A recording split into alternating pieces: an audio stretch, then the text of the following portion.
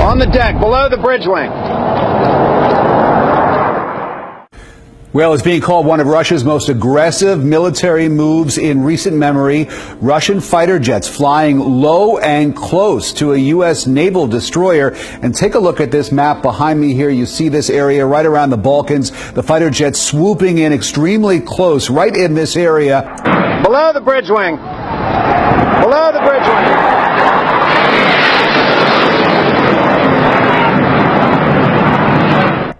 American sailors got the intimidating air show in the Baltic Sea yesterday as Russian pilots made several simulated attacks on their ship.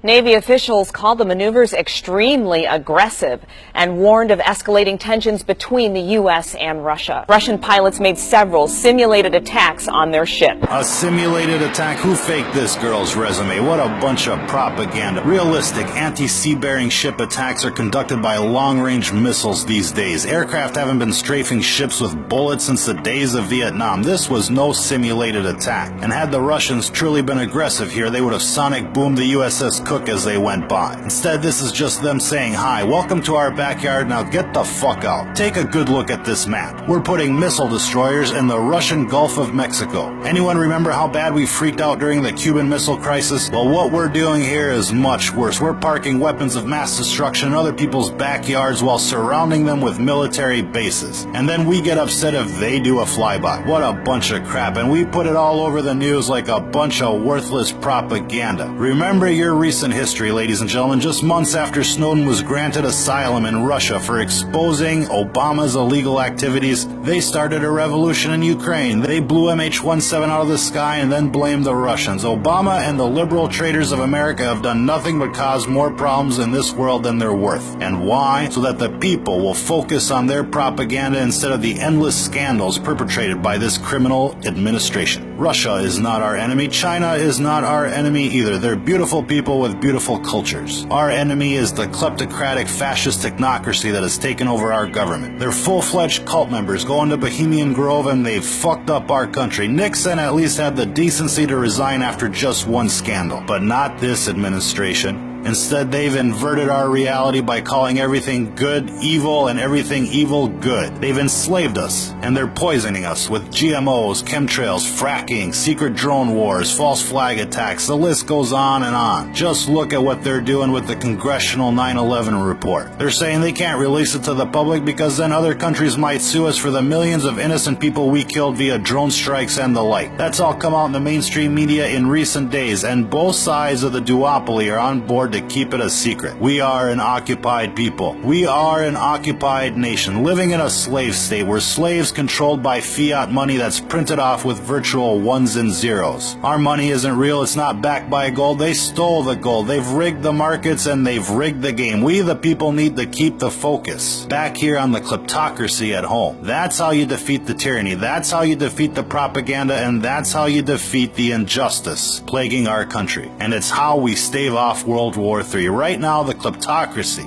is at the tipping point. They're canceling primaries wherever they can and awarding delegates to establishment cronies. They've even infiltrated the superdelegate system to try and steal the deal. They want to rig the game so by the time November rolls around, your only choice will be between crony A and crony B.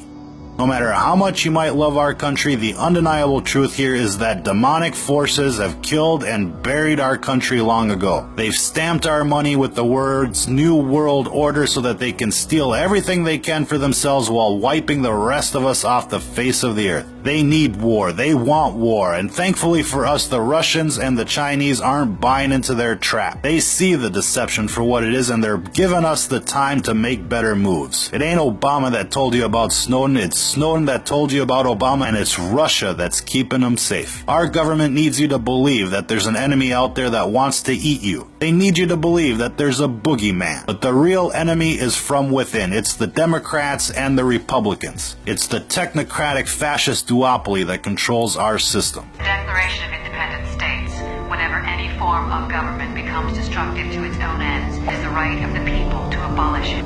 This is Ron Johnson from Stranger Than Fiction News, and if you're listening to this, you are the Resistance.